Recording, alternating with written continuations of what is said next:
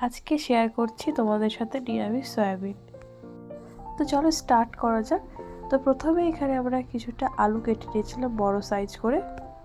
তারপর এখানে সয়াবিন নিয়ে নিয়েছিলাম, যেটাকে আমি গরম জলে হালকা সিদ্ধ করে নেব।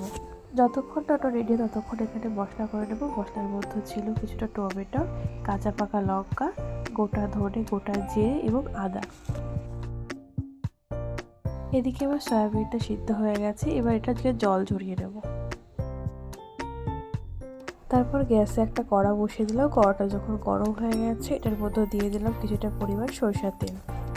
তেলটা যখন গরম হয়ে গেছে এর মধ্যে দিয়ে দিলাম আলুগুলো।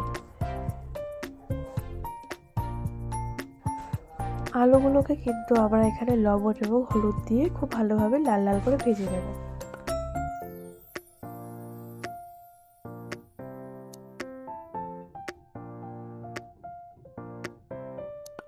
এদিকে কিন্তু আমার আলুগুলো লাল লাল করে ভাজা হয়ে গেছে। এবার আলুগুলোকে আমি তুলে নেব।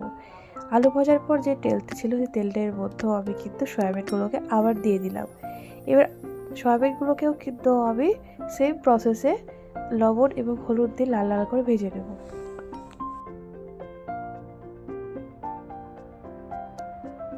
সয়াবিনগুলো কিন্তু আমার লাল লাল করে ভাজা হয়ে গেছে। এবার এটাকে আমরা কিন্তু তুলে রেখে দেব। আবার কড়াইয়ে দিয়ে দিলাম কিছুটা পরিমাণ তেল। এবার এটার মধ্যে ফোড়ন দেব। ফোড়নে ছিল আমাদের গোটা এলাচ, গোটা দারচিনি, লবঙ্গ এবং গোটা জিরে।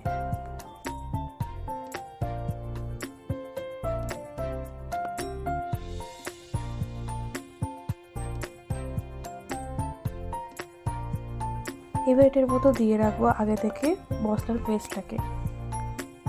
এটার মধ্যে আমরা একে একে অ্যাড করব স্বাদ মতো লবণ, হলুদ। আর এটাকে কিন্তু আমরা খুব ভালোভাবে কষিয়ে নেবো মশলাটাকে, যতক্ষণ না এই মশলাটা থেকে তেল ছেড়ে আসছে।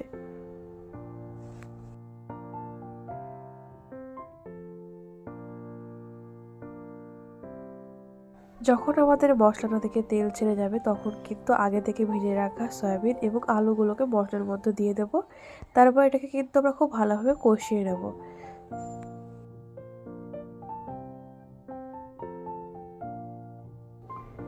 দেখো এখানে কিন্তু আমাদের সয়াবিনটা খুব ভালোভাবে কষানো হয়ে গেছে মশলার সাথে। এবার আমরা এখানে জলটাকে অ্যাড করে দেবো পরিমাণ মতো। জলটা অ্যাড করে দিয়ে কিছুক্ষণের জন্য কিন্তু আমরা একটা ঢাকা দিয়ে দেবো, যাতে আলুগুলো খুব ভালোভাবে সিদ্ধ হয়ে যায়। দেখো আমাদের সয়াবিনটা কিন্তু ফুটছে। এবার এটার মধ্যে অ্যাড করে নেবো কিন্তু গরম মশলা। আমাদের সয়াবিনটা কিন্তু একদমই রেডি হয়ে গেছে।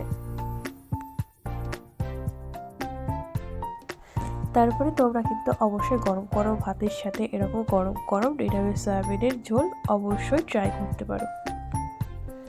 রেসিপিটা ট্রাই করে অবশ্যই আমাকে জানিও কেমন লাগলো। ভিডিওটা ভালো লাগলে অবশ্যই একটা লাইক করে দিও। আর এরকম নতুন নতুন রেসিপি পেতে চাইলে অবশ্যই চ্যানেলটাকে সাবস্ক্রাইব করে রেখো। বাই।